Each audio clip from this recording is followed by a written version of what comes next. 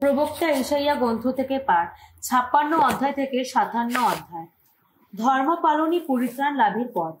ভগবান এই কথা বলেছেন, তোমরা ন্যায় নীতি মেনে চলো, ধর্ম পালন করো, কেননা এগিয়ে আসছে আমার সেই ত্রাণ কর্মের দিন, আমার ধর্মিষ্ঠতা প্রকাশেরই দিন। যে এই মতো কাজ করে চলে, এই আদর্শ আঁকড়েই থাকে, বিশ্রামবারে অমর্যাদা না করে যে ঠিকভাবে তা পালন করে চলে, সব রকম অপকর্ম যে সযত্নে এড়িয়ে চলে, ধন্য ধন্য সেই মানুষ। ভিন জাতির যে মানুষ ভগবানের অনুগামী হয়েছে, সে যেন এই কথা না বলে কখনো, হায় রে, ভগবান তার মনোনীত জাতির মানুষদের কাছ থেকে আমাকে তো পৃথক করে রাখেন। কোনো নপুংসকে যেন এই কথা না বলে কখনো, আমি তো শুকিয়ে যাওয়া গাছ। না না, ভগবান নিজেই তো বলেন যে নপুংসকেরা আমার নির্দেশিত বিশ্রামবারের দিনগুলি পালন করে থাকে, যারা বেছে বেছে আমাকে খুশি করার মতো কাজ করে থাকে, যারা আমার সন্ধির নীতি আঁকড়েই থাকে আমার এই গৃহে, এই প্রাচীর বেষ্টনীর মধ্যে। আমি স্মরণীয় করে রাখবো তাদের স্মৃতি, তাদের দিয়ে যাব এমনই সুনাম যা পুত্র কন্যাদের চেয়েও ঢের মূল্যবান। তাদের দিয়ে যাব এমনই সুনাম যার চিরস্মরণীয়, যার কোনো ক্ষয় নেই। আর সেই যে ভিন জাতির সমস্ত মানুষ আমার অনুগামী হয়ে আমার নিত্য উপাসনা করে, আমার নামের প্রতি ভক্তি জানায়, আমার সেবক হয়ে থাকে, যারা বিশ্রামবারের অমর্যাদা না করে তা ঠিকভাবে পালন করে চলে, যারা আমার সন্ধির নীতি আঁকড়েই থাকে, আমি তাদের সকলকেই আমার পবিত্র পর্বতে নিয়ে আসব। আমার প্রার্থনা গৃহে এনে তাদের আনন্দিত করব আমি। তাদের সমস্ত পুণ্যাহুতি, তাদের সমস্ত বলিদান আমার যজ্ঞ বেদিতে স্থান পাবে, কারণ আমার গৃহটি সকল জাতির প্রার্থনা গৃহ বলেই পরিচিত হবে। প্রভু ভগবান ইসরায়েলের যত নির্বাসিত মানুষকে যিনি আবার সম্মিলিত করেন, তিনি একথা ঘোষণা করেছেন, যারা এরই মধ্যে পুণ্য মিলিত হয়েছে, আমি তাদের ছাড়া অন্য মানুষদেরও ইসরায়েলের সঙ্গে মিলিত করব। প্রান্তরে বন্য যত প্রাণী, অরণ্যের বন্য যত পশু, তোমাদের মুখের গ্রাস খেয়ে ফেলতে এসো, তোমরা এসো। কেননা ইসরায়েলের প্রহরী যারা, তারা সবাই তো অন্ধ এখন, তারা কোনো কিছুই টের পাচ্ছে না। তারা সবাই যেন বোবা কুকুর, ডাকতে পারে না, শুধু শুয়ে শুয়ে স্বপ্ন দেখে, ঝিমোতেই ভালোবাসে তারা। যত পেটুক কুকুরের দল, তাদের ক্ষুধার কোনো তৃপ্তি নেই, এমনই মেষপালক তারা, তাদের কোনো বোধ বুদ্ধি নেই। তারা সবাই যে যা নিজের পথে চলে, প্রত্যেকেই যে যা নিজের স্বার্থ খুঁজতে থাকে। তারা বলে, এসো তোমরা, আমি বরং কিছু সুরা জোগাড় করে আনি, এসো মদ খেয়ে আমরা মাতাল হয়ে উঠি, কালকের দিনটাও হবে ঠিক আজকের মতোই, এমনকি এর চেয়েও ঢের ভালো হবে। ভগবান বলছেন, আজ ধার্মিকের বিনাশ ঘটেছে, অথচ তাতে কিনা কারো কিছুই এসে যাচ্ছে না। যত ভক্তিমান মানুষকে সরিয়ে নিয়ে যাওয়া হচ্ছে, অথচ ধার্মিককে অধর্ম থেকে বাঁচাতেই যে এমনটি করা হচ্ছে, তা কিন্তু কেউই বুঝতে পারছে না। যে মানুষ ছিল সত্যচারী, সে তখন শান্তির আশ্রয় তো পায়, শেষ শয্যায় সে তো মহা বিশ্রামই পায়। কিন্তু তোমরা কাছে এগিয়ে এসো, তোমরা ডাইনির সন্তান যারা, ব্যভিচার ও গণিকার মিলনের ফল যারা, তোমরা কাকেই বা অমন করে বিদ্রুপ করছো, কাকেই বা দেখে জীব বের করে অমন ভেঙচি কাটছো? বিদ্রোহী ঝাড় নও কি তোমরা? যত মিথ্যেচারীর সন্তান কি নও? ওই সব তারপিন গাছের মাঝখানে ডালপালা মেলে দেওয়া যত গাছের ছায়, তোমরা কিনা কামনার আগুনে পুড়ছো না? যত গিরি খাদে, যত শৈলের ফাটলের আড়ালে তোমরা নিজেদের সন্তানকে বলি কি দাও না? শেষে তোমরা নিজের বলতে থাকবে শুধু গিরিখাদেরই ওই যত মসৃণ পাথর, ওই পাথরগুলো, হ্যাঁ ওই পাথরগুলোই শেষে হবে তোমার একমাত্র সম্বল। তুমি তো ওগুলোর সম্মানে তরল অর্ঘ ঢেলে দিয়ে থাকো, ফসলে নৈবেদ্য দিয়ে থাকো। বলো, অমন সবকিছু আমি কি মেনে নিতে পারি? তুমি তো উচ্চ উন্নত পর্বতে শয্যা পেতে রেখেছ, তুমি তো যজ্ঞ নিবেদন করতে সেখানে উঠেছ, দরজার পাল্লা ও দুই বাজুর আড়ালে স্থান করেছ তুমি তোমার ওই স্মারক বস্ত্রটা, আমাকে বর্জন করে নিজেকে অনাবৃত রেখে শয্যায় উঠে গিয়েছ তুমি। শয্যাটাকে কত বিস্তৃত করেছ, তোমার ওই এত প্রিয় শয্যার সঙ্গী যারা, তাদের সঙ্গে তুমি কিনা একটাও চুক্তিও করেছ, দু চোখ ভরে তাদের নগ্নতা দেখেছ। তুমি তো সুগন্ধি তেল সঙ্গে নিয়ে মোলক্ষের কাছে গিয়েছ, কত গন্ধদ্রব্য তাকে উপহার দিয়েছ, দূর দূরান্তে তোমার দূতের দল পাঠিয়েছ তুমি, কত নিচে সেই অধলোকে নিজেকে নামিয়েছ তুমি। সেই এত যাত্রা করে ক্লান্ত হয়েও কখনো বলনি তুমি আর কোনো আশাই নেই, কখনো যেন নতুন শক্তি পেয়ে গেছো তুমি।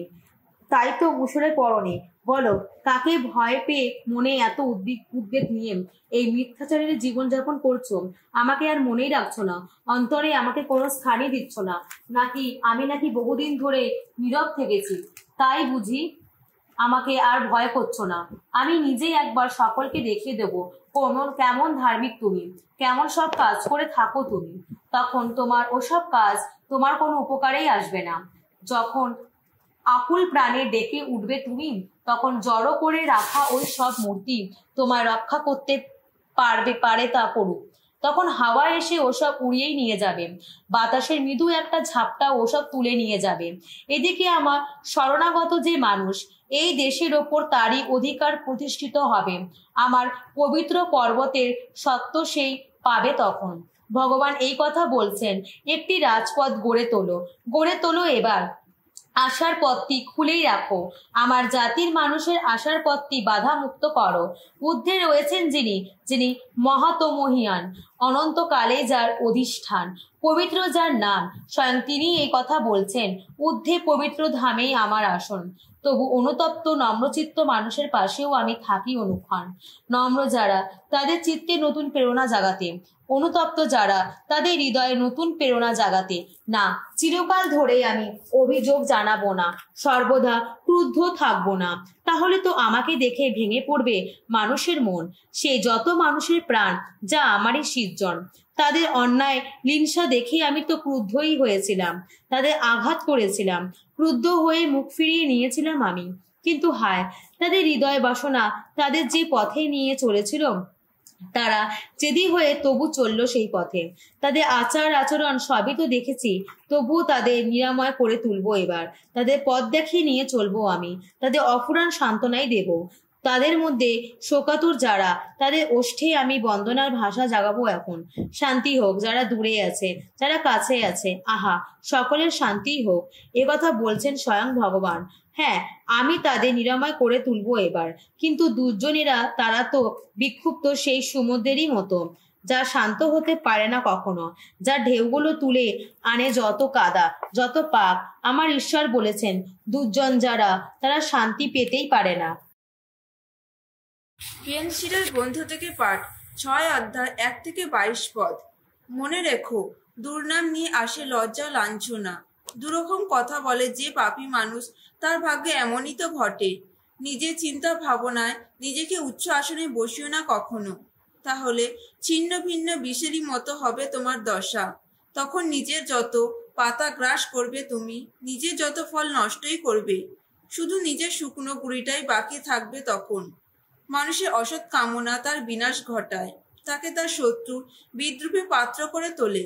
মধুর আলাপ কত বন্ধু আনে, স্নিগ্ধ কথা দিয়ে আসে কত প্রীতি সম্ভাষণ। বহু মানুষের সঙ্গে তোমার সদ্ভাব ঘটুক, তবে 1000 জনের মধ্যেও তোমার মন্ত্রণাদাতা হোক মাত্র একজন। কাউকে বন্ধু বলে গ্রহণ করার আগে যাচিয়ে নাও তাকে, সঙ্গে সঙ্গে তাকে যেন করো না বিশ্বাস। এক ধরনের বন্ধু আছে যারা যতক্ষণ সুবিধা পায় ততক্ষণই বন্ধু হয়ে থাকে, তবে বিপদের দিনে তোমার পাশে তারা কেউই থাকবে না। এক ধরনের বন্ধু আছে শেষকালে যারা শত্রু হয়ে ওঠে, তারা তো তোমার সঙ্গে তাদের ঝগড়ার কথা সকলকে জানাবে, তোমাকে লজ্জাই দেবে। এক ধরনের বন্ধু আছে যারা তোমার ভোজন সঙ্গী হয়, তবে বিপদের দিনে তোমার পাশে তারা কেউই থাকবে না। তোমার সুদিনে তারা হবে যেন দ্বিতীয় কোনো তুমি। তোমার লোকজনের ওপর তারা ইচ্ছামতো কৃতিত্বই করবে, কিন্তু তোমার অবস্থা পড়ে গেলে তারা তোমার বিরোধিতা করবে। সেদিন তোমাকে দেখে লুকিয়ে পড়বে তারা। তোমার যত শত্রুর কাছ থেকে নিজেকে দূরেই রাখো তুমি, আর বন্ধুদের ব্যাপারে তুমি সজাগ সতর্ক থাকো। বিশ্বস্ত বন্ধু সে তো নিরাপদ আশ্রয়ের মতো, তেমন বন্ধুকে পাওয়া সে তো মহাসম্পদই পাওয়া। বিশ্বস্ত বন্ধু, আহা, কোনো মূল্যেই মেটে না তার দাম, কোনো তুলনা দ্বন্দ্বেই তার যোগ্যতা হয় না পরিমাপ।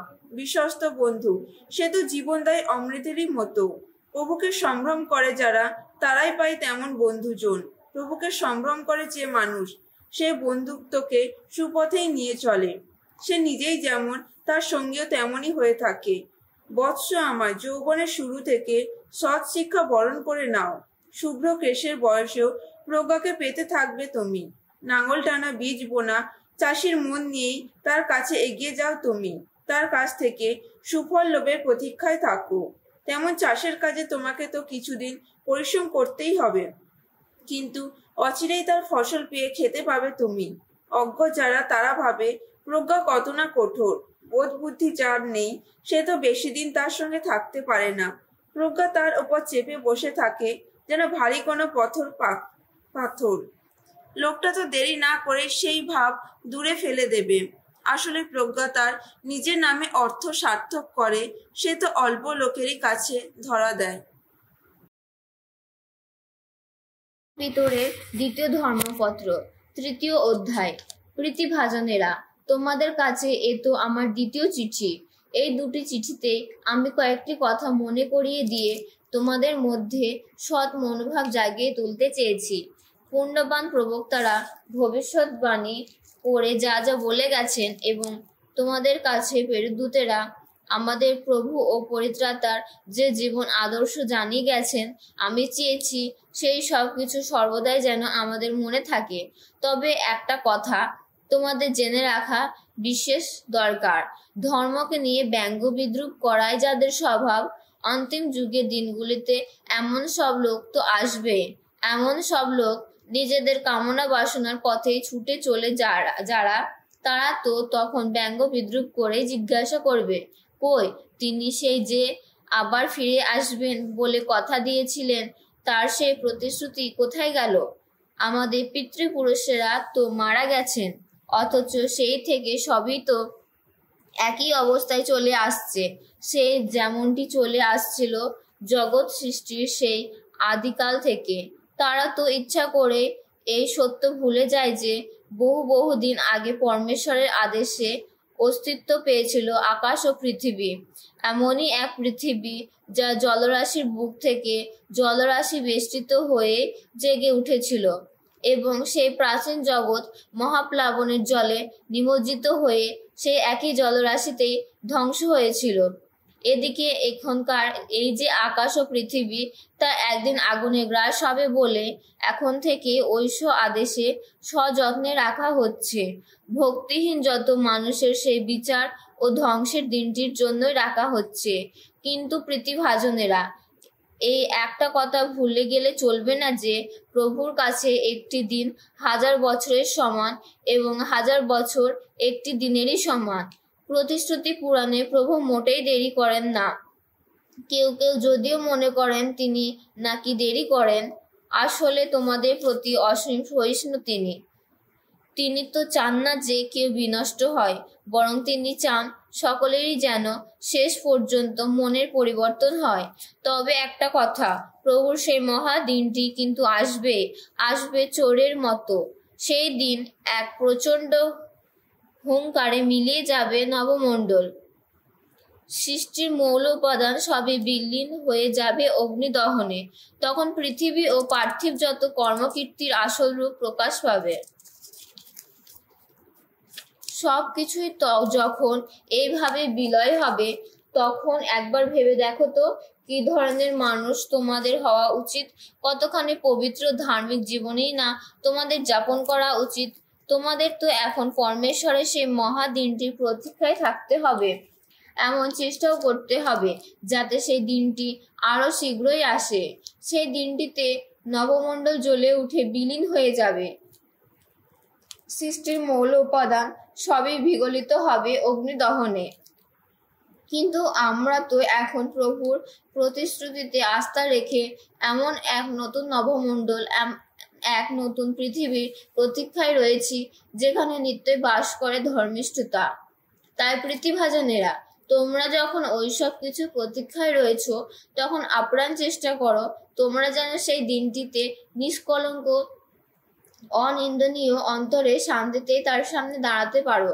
তাছাড়া আমাদের প্রভুর সেই অসীম সহিষ্ণুতাকে তোমরা তোমাদের পরিত্রাণের সুযোগ বলেই মনে করো। আমাদের প্রীতিভাজন ধর্ম ভাই পলও তো তাকে দেওয়া গভীর জ্ঞান বুদ্ধি অনুসারে এই একই কথা তোমাদের কাছে লিখে জানিয়েছেন।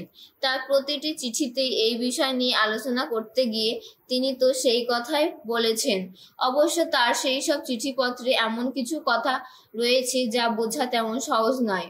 ধর্ম শিক্ষা নেই যাদের, মনে স্থিরতা নেই যাদের, তেমন লোকেরা তো ওই সব কথা বিকৃত অর্থ করে নিজেদের সর্বনাশী ডেকে আনে।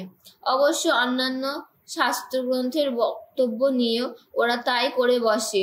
তাই প্রীতিভাজনেরা, আগে থেকেই যখন তোমাদের সতর্ক করে দেওয়া হয়েছে, তোমরা সাবধানে থাকো, যাতে নীতিজ্ঞানহীন লোকদের ভুলভ্রান্তির প্রভাবে ভেসে গিয়ে তোমরা নিজেদের পায়ের তলায় শক্ত মাটি হারিয়ে না ফেলো, বরং আমাদের প্রভু ও পরিত্রাতা যীশু খ্রিস্টের আরো অনুগ্রহ ভাজন হয়ে ওঠো।